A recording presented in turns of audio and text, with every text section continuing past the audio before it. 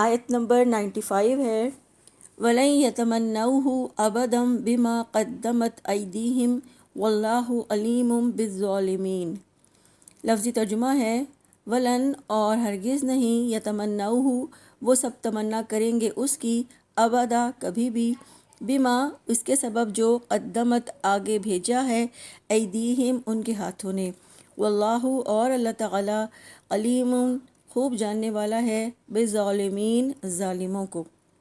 بامحاورہ ترجمہ ہے، اور وہ ہرگز اس کی تمنا کبھی نہیں کریں گے اس کی وجہ سے جو ان کے ہاتھوں نے آگے بھیجا، اور اللہ تعالیٰ ظالموں کو خوب جاننے والا ہے۔ اس آیت مبارکہ میں اللہ تعالیٰ نے یہ واضح فرمایا ہے کہ یہودی اللہ تعالیٰ اور اس کے رسول صلی اللہ علیہ وآلہ وسلم سے دشمنی میں انتہا کو پہنچ گئے ہیں، اس لیے وہ موت کی ہرگز تمنا نہیں کریں گے۔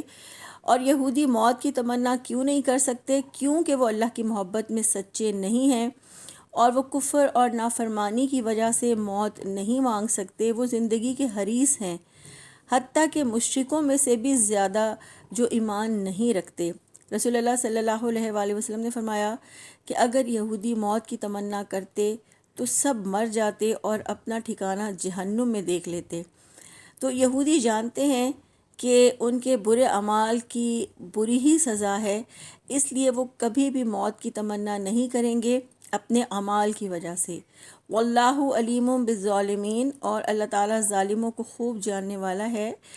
اللہ تعالیٰ ظالموں کے ظلم کو، ان کے برے اعمال کو خوب جاننے والا ہے۔